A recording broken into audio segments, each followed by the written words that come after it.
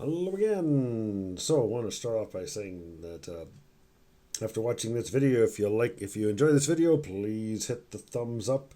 And if you haven't subscribed yet, and I noticed that around 80% of those who have watched have not subscribed, if you want to see more like this, please subscribe. And of course, don't forget to ring the bell.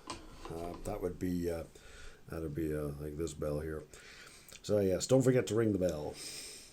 Now, continuing from where we left off last week. Last week you probably heard me say that countries with monarchs on their coins usually do not have allegorical figures. Of course, there's plenty of exceptions to that rule.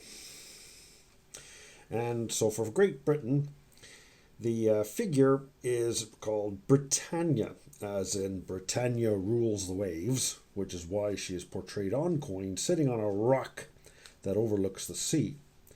Now, to start off, this is my oldest one here from 1754. Not very clear, as you can see there. But she is holding an olive branch in her right hand, and she has a spear in her other hand. Now, others have said that it's actually a trident, but I've seen this coin even in mint state, and it doesn't show it as having a trident on it. It definitely looks like a spear. A trident, of course, has 3 points on it, not just one. So she is sitting. Sitting on the ground is her shield. Again, can't really see it in this picture, but sitting on the ground is the shield. And the design of the British flag, also called the Union Jack, was on the shield. It's called the Royal Union flag if you're in Canada. It is pure copper, which is the reason why it has turned in rather ugly black color in this, as you can see here. Now, the next farthing. What I mentioned here is that Britain changed its coins with the reign of George IV in 1821.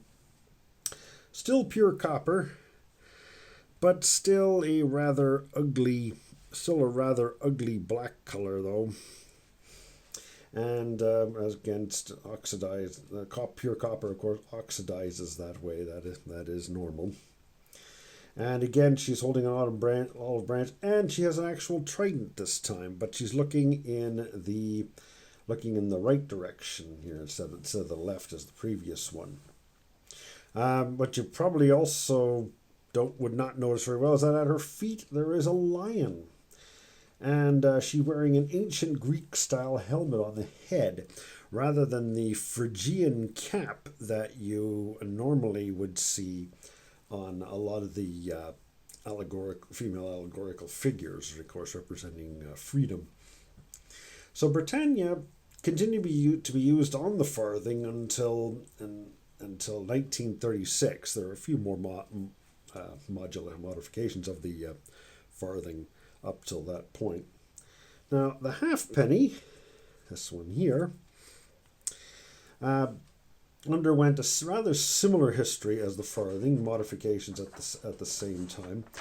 And again, Britannia is portrayed on the farthing up until 1936.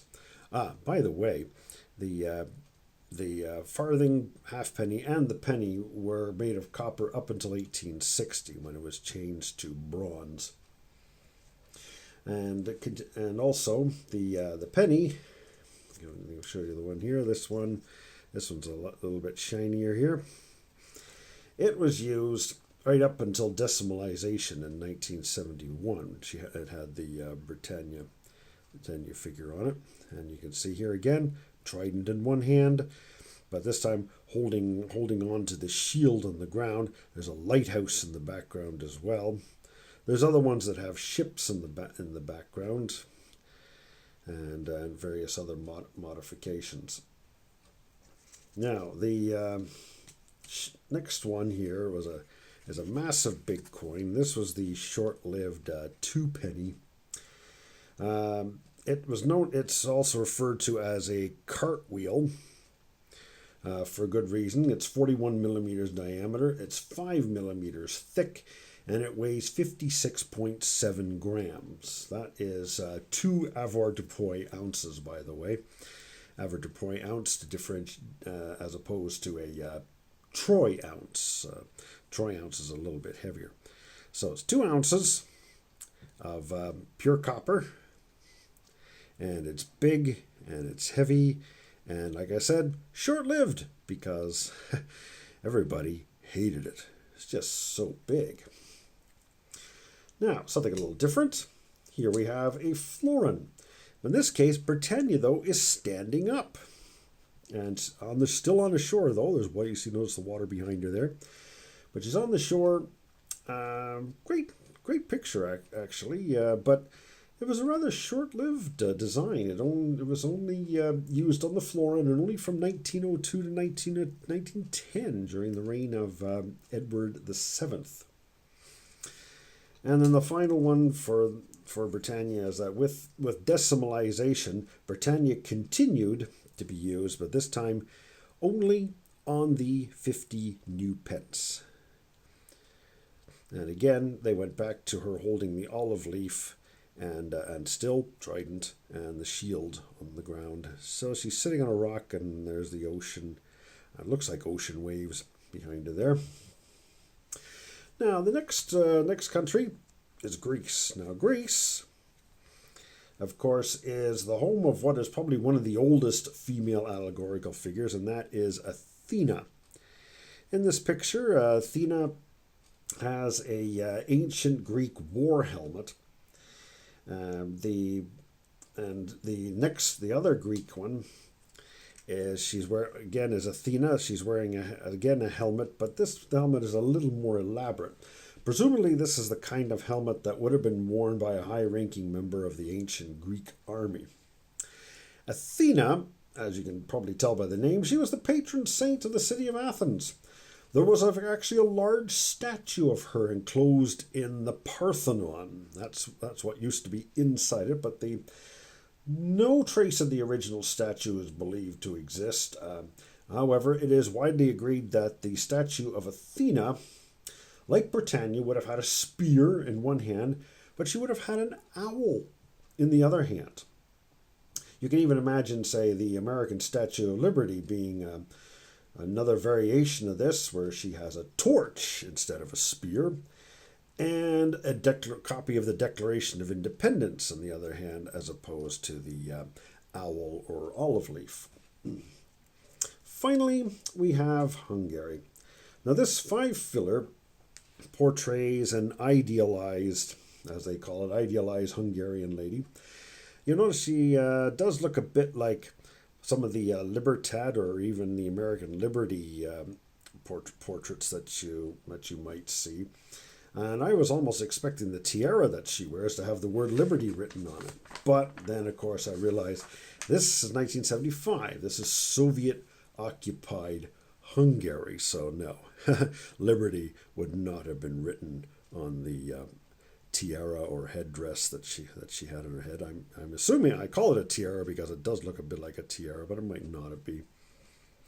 Now, speaking of illegal occupations, the next one, the 10 forint from Hungary, has a statue on the back. This is an actual statue that's up on a hill in Budapest. It was built in 1947, supposedly a gift from the Hungarian people to the Soviets for, quote-unquote, liberating the country from the Nazis. Since the end of Soviet occupation, the inscription and, among other things, has been changed. The Russian part of the inscription has completely gone, and the new Hungarian inscription has been changed in order to remember those who died to make Hungary independent, free, and prosperous. So that is the famous one. And as I understand, the monument is still there. It's just the inscription on the podium of it is now a little bit different. So, if you have any questions or any suggestions at all for any coins that I could cover, please let me know, and I just might have it in my collection. So I thank you very much for watching.